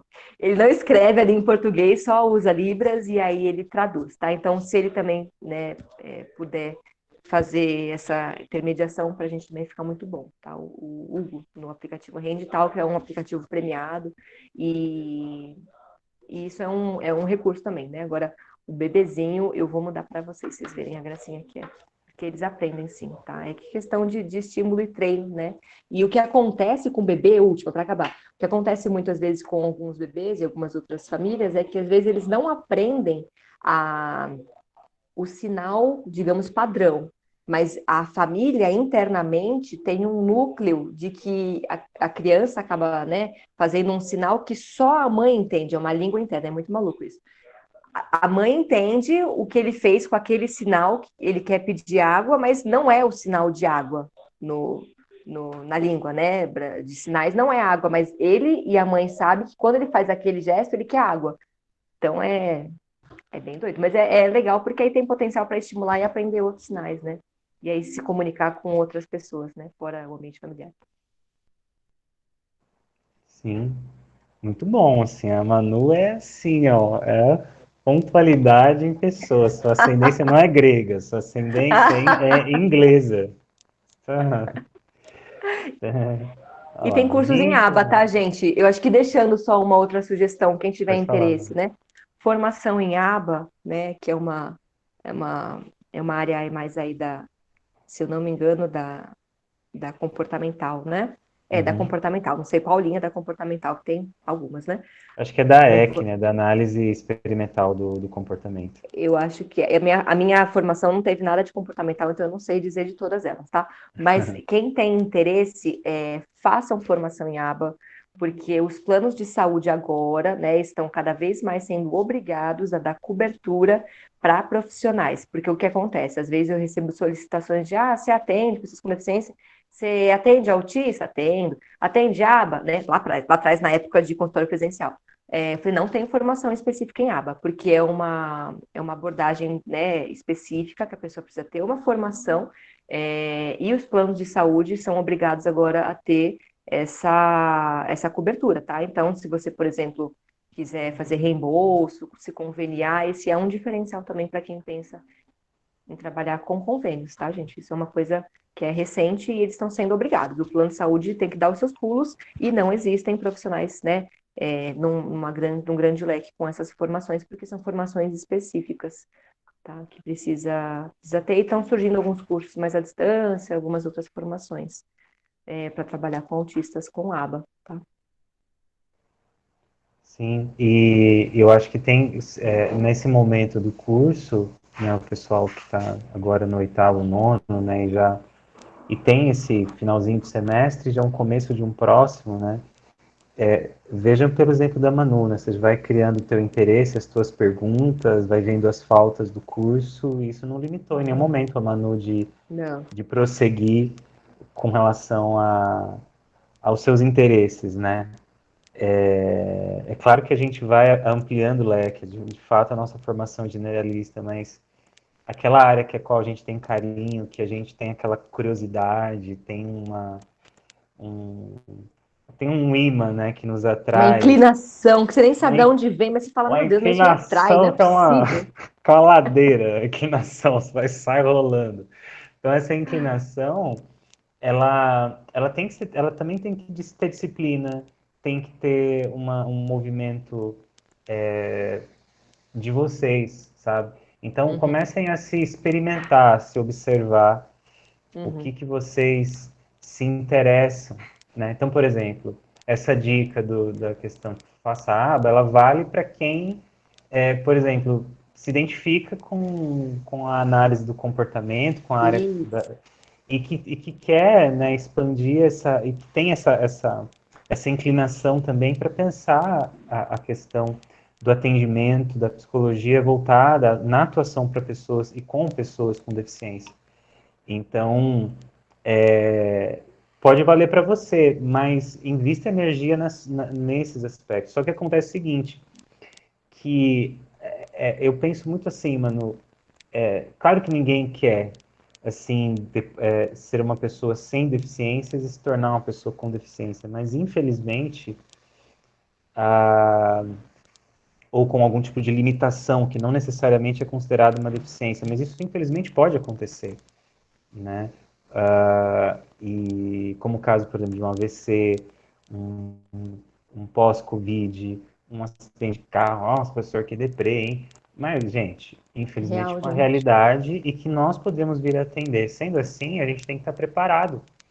E preparado significa ampliar a tua percepção e não achar que isso é exceção. Eu queria só comentar Uhum. 3 coisas. Tinha uma história que eu ouvi, mano, um tempo atrás, foi de um casal de pessoas assim que você acha que eles são esclarecidos, uma dessas pessoas assim, subcelebridades ou celebridades, sei lá, né? Faz tempo. Eu lembro o milagre, mas não lembro o santo. E essa pessoa tinha ido para uma região da Europa, mais ali na região germânica, de Bélgica, Áustria, Alemanha, E essa pessoa viu muitas pessoas com deficiência na rua. Então, cadeirantes, pessoas que andavam com muleta porque não tinham uma das pernas, pessoas com bengalas porque eram não videntes ou pessoas com baixa visão. E aí a pessoa pergunta para quem acompanhava, nossa, mas a gente está, né, aqui nessa região tão rica, por que tem tantas pessoas com deficiência, né? Tipo, foi alguma guerra, alguma coisa? Aí a outra pessoa responde, não, é porque aqui as pessoas conseguem sair de casa. Olha, Não é que não exista lá no Brasil, em qualquer outro lugar, é que aqui as pessoas conseguem sair de casa. E aí a gente tem uma discussão muito grande, né? Que é essa questão da acessibilidade, né? Que é você cumprir a função independente da falta, e o mundo não é construído pensando de maneira inclusiva, né? Ele é um mundo excludente, né? E por isso é importante que nós, como psicólogos, né, que justamente as pessoas nos buscam diante das suas vulnerabilidades, sejam elas pessoas com deficiência ou não, que a gente esteja atento para isso, né? Que a gente tenha essa sensibilidade. E aí eu pensei em duas situações que eu vivi, só para compartilhar, que assim, às vezes você está em outro lugar, que não é o lugar pensando esse tema, mas ele te acha e te puxa, e você tem que se virar. É o dar conta sem saber, né? E aí é importante, como a Manu falou, né? A rede de contatos, o teu interesse de buscar, a tua capacidade, a tua autonomia de sair buscar o conhecimento. E essas conversas que que estamos tendo, né? E a gente encerra esse ciclo de 2021/1, né? Hoje, mas a gente continua. Não é que acabou as aulas, não. Semana que vem todo mundo aqui, só não vai estar a Manu. Mas semestre que vem a gente continua, a gente vai ter um novo ciclo com novos temas, ou com ampliação dos temas que a gente começou, e vamos construir juntos. Esse espaço é de vocês. Mas me ocorreu duas situações. A primeira era uma área totalmente social.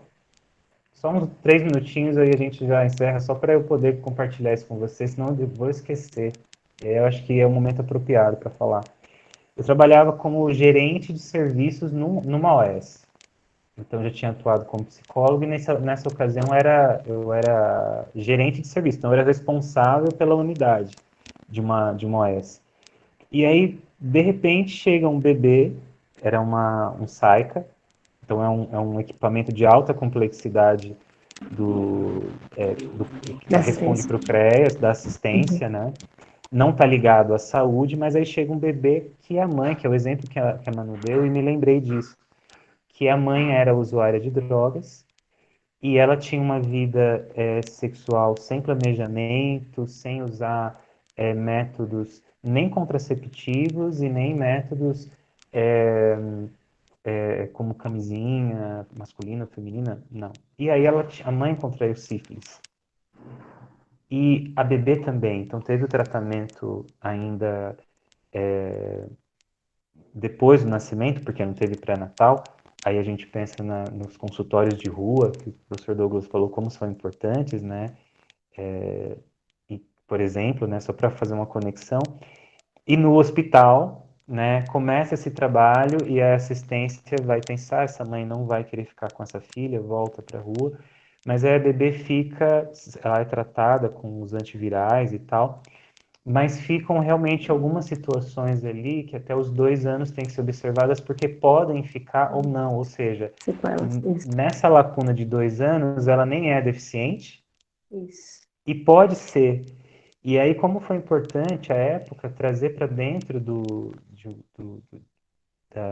serviço essa noção de estímulo, independente de ser ou não com Estimulação deficiência. precoce. Uhum. Essa estimulação precoce, o acompanhamento interdisciplinar com fono, com físio, com o pediatra, mas não só, mas que as pessoas, na ausência dos responsáveis, né, da família nuclear, porque ela não tinha ainda, e também ainda viria a demorar uma família substitutiva, porque a gente tem que pensar no processo judicial, que é minimamente moroso aqui no Brasil, e enfim.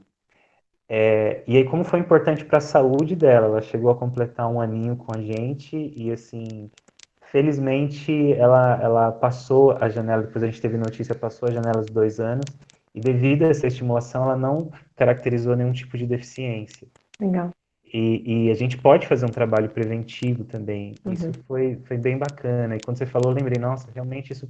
E não estava na área da saúde, e nem no trabalho específico com pessoas com deficiência, mas chega, porque as vulnerabilidades estão aí no mundão, gente. Uma outra situação, estava na clínica, e aí chega um paciente indicado, que era uma pessoa, um profissional já pós-graduado de uma área exata, de exatas, e ele adoeceu, demorou-se o diagnóstico do que ele tinha uma doença autoimune, e como consequência dessa doença autoimune, ele perdeu parte significativa da visão. Então, alguém que até os 30 e poucos anos não era uma pessoa com deficiência, transformou numa pessoa com deficiência com baixa visão. E aí não Síndrome de podia Devic. mais. Exato. E aí não poderia mais exercer a sua profissão, que ele era graduado, pós-graduado, uma pessoa com experiência, não poderia mais exercer da mesma forma. E aí chega na clínica. E aí você fala, eu não estou procurando. Mas chega, porque tem um duplo luto, que é isso que a Manu falou, né? Tem a perda das capacidades, tem a perda daquela, a princípio, né? Aquela perda da, da, de poder exercer a sua profissão, como fazia antes, pelo menos. E também tem uma descoberta do como fazer independente da falta, né? Que eu acho que é um barato, assim, porque Lindo. é lindo, porque você vai ajudar a pessoa a recuperar suas potências, né? Que eu, pensando aqui no Spinoza, né? São os bons encontros, né? Em que a potência de um não diminui a potência do outro, pelo contrário, né? A potência de um amplia a potência do outro, né? E aí eu tive uma notícia muito interessante. Passou mais de ano, aí a pessoa entrou em contato comigo só para falar assim, ó, hoje eu tô... E até emociona um pouquinho, né? O senhor não vai chorar, não. O professor é psicólogo não chora. Pode chorar, sim. Tô brincando, tô brincando. Mas aí ele falou assim, só mandou uma mensagem de áudio, falou assim, ó, hoje eu tô retornando ao meu trabalho, depois de tantos anos afastado, e vou voltar a exercer a minha função, por meio de um processo de adaptação que foi feito, e a Caramba. terapia teve um papel importante. Foi muito Vou chorar legal. eu agora. Caramba. E aí isso fortalece muito a escolha que a gente fez lá atrás, há 5 anos, ou no caso da Manu e eu, assim, há 10 anos praticamente, ou 10 anos, no meu caso, 10 anos carqueirada, né? Isso fortalece muito, assim, as nossas Muda a escolhas, vida, né? gente, muda a Muda a vida. vida, A porque, gente vê muito assim, em filmes, né, seriados, mas na vida é outra história, né? A gente se outra coisa. emociona com essas histórias de filmes baseados em fatos reais, né? Tem até medo desses filmes. Mas quando a gente vivencia isso, sei lá, dá um lampejo de esperança na vida. Nesses tempos tão Uhum, escuros, uhum. cinzentos, assim, parece que desperta algo na gente, assim, de cara, É vale ver a aonde não pena. tem, né? Onde dizem que não tem. Exatamente. É Eu queria ver deixar aonde não tem. sugestões queria deixar algumas sugestões só de dois filmes e duas séries para quem tiver tempo aí, Manda quiser ver que eu vou anotar. anotar. Eu vou anotar aqui no chat para eles. Quem não Pode viu ou falar. quem viu, né? O Milagre da Sala 7, maravilhoso. Milagre. Não vejam na TPM, porque a gente chora muito. Milagre da Sala 7, Netflix, tá? O Netflix. Escafandro e a Borboleta, eu não lembro onde Uau. que eu vi, mas eu acho que o Milagre da Sala 7 basicamente é um pai com deficiência intelectual. Escafandro e a Borboleta é um cara da alta sociedade, um executivo que tem uma questão que ele vive numa síndrome síndrome de Locked-in, né? Síndrome do enclausuramento, em que ele vive dentro dele, aí o filme diz como ele vive lá dentro, só que para quem vê de fora ele está totalmente paradão. O Uhum. Escafandro e a Borboleta é sensacional. Netflix, Atypical, que é uma série, tem acho que duas temporadas, muito bacana, muito bacana. Thea, tá? Trabalha com autista. E o Amor no Espectro também, que é uma outra série, mais cara de documentário australiana, eu acho que é essa série, que Como que conta chama, isso que Manu? O amor? Amor no Espectro. O Amor no Espectro. Também que fala da dificuldade, né, deles se relacionarem e encontrarem aí o amor. Netflix também? Netflix também, só Netflix para ficar fácil. Legal. O Atípico, o Atípico nós maratonamos aqui, muito engraçado, muito sensível ao mesmo tempo. O Escafandro e a Borboleta tem um livro também, né, que dá origem ao filme, mas o filme é muito delicado também, muito, muito bonito. Angustiante. Muito angustiante também. E, bom, acho que tem ótimas, e tem o Amor no Espectro e Milagre da Sala 7 que eu não assisti, então já está anotado aqui para no final do semestre, nas férias, assistir. Agora eu não vou assistir nada. Dá para fazer atividade com eles, ó. Boa, aí já deu uma dica. É muito legal. É muito legal, eu gosto. Atividades com filmes é bem, né, disparador aí, cada um vai ter um olhar. Sim.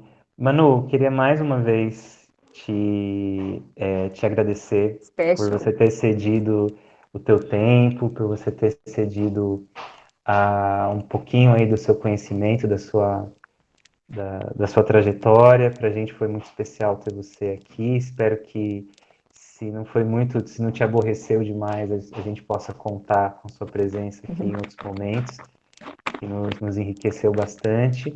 Eu queria convidar os colegas estamos aqui no número, hoje batendo recorde, né? 42 pessoas logadas. Talvez tenha algumas pessoas aí que não são da turma, mas então eu convidei assim para o restante Legal. das outras turmas, para eles que têm interesse, que fazem TCC no tema, virem para cá. Eu acho que por isso que a gente está com um número maior. Mas queria convidar vocês que estão aí a abrirem suas câmeras rapidamente para a gente poder, num gesto de agradecimento, aplaudir a professora Manu. Deixa eu dar só um recadinho, desculpa, enquanto vocês abrem aí. Você quer dar aula, não para mais, né, Manu? Não, é que é uma coisa, eu acho que talvez uma coisa que interesse. Não, pode falar. Sem ser esse sábado, no próximo sábado, o CRP, né, o Conselho Regional de Psicologia da Subsede ABC, a gente vai estar numa mesa, eu fui convidada para falar sobre suicídio de pessoas com deficiência, e vai estar uma mesa bem legal, vai estar o pessoal acho que do Vitaleri, né, que trabalha com suicídio, vai ter legal. uma pessoa com deficiência, então vai ser tipo uma roda, né, de conversa, uma mesa. Depois eu mando o link para você, se você quiser divulgar aí para o pessoal no sábado que vem. E mais uma dica de filme, né? Eu acho que você conhece esse filme, porque fala bastante disso, filme espanhol. Sabe qual que é, Manu? O Special e o Mar Adentro, é isso? O Special foi a Erika que sugeriu, que é Que é um um menino PC. com paralisia, um PC. Cerebral. Sensacional. Isso. Vida sexual e deficiência. Muito bacana. Isso. E tem esse que é o Mar Adentro, que é uma história real de um escritor espanhol que teve um acidente e ficou tetraplégico, e ele queria ter a permissão do rei da Espanha para cometer um suicídio, para ter o suicídio assistido. E aí o filme vai falando dessas. É um filme denso, mas é um filme que vai em conta essa temática aí que a Manu está falando, justamente por isso, né? Porque o sofrimento vem à tona diante da perda. Então, o luto, ele pode ter um processo, é um processo que faz parte da vida humana. Até os primatas têm uma espécie de elaboração do luto, que dirá nós, que somos, para bem e para mal, muito mais complexos, habitantes aqui desse universo. Mas a gente pode ter lutos que são lutos complicados.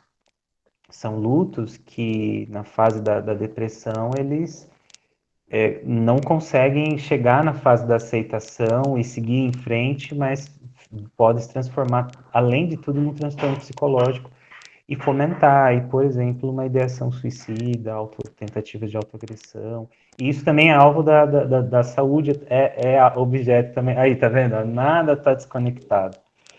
Então, gente, eu queria convidar vocês para aplaudir a professora Manu simbolicamente, convidar quem está com a câmera fechada, e não estiver descabelado, não estiver numa situação aí deplorável, né? Joga o cabelinho pro lado, assim, dá uma disfarçada, coloca uma touca igual a Iana fez, já resolve, e esquenta a cabeça. Então, Manu, muito obrigado. Até caiu. Obrigada, gente. Valeu. Muito obrigado, Manu, valeu mesmo. Um abração para o Júlio, para vocês. Espero que a gente, pessoalmente, Angela e eu, a gente consiga ver vocês, assim, quem sabe presencialmente num futuro não tão distante, né? No futuro de pessoas vacinadas, no futuro Sim, menos arriscado. Viu? Saudade sim. de vocês. E acho que a gente se despede aqui com um gostinho de quero mais, mas com certeza semestre que vem, se a Manu não se aborreceu demais com vocês, Estou à disposição. Vai com ser um certeza prazer. volta. Gente, então é isso. Obrigado, um abraço a todos. A gente fica por aqui, então. Manu, muito obrigado. Um beijo. Imagina. Tchau, tchau.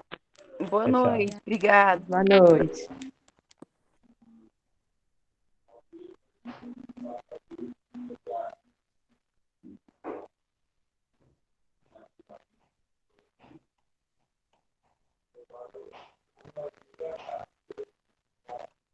Cadê? Interromper a gravação.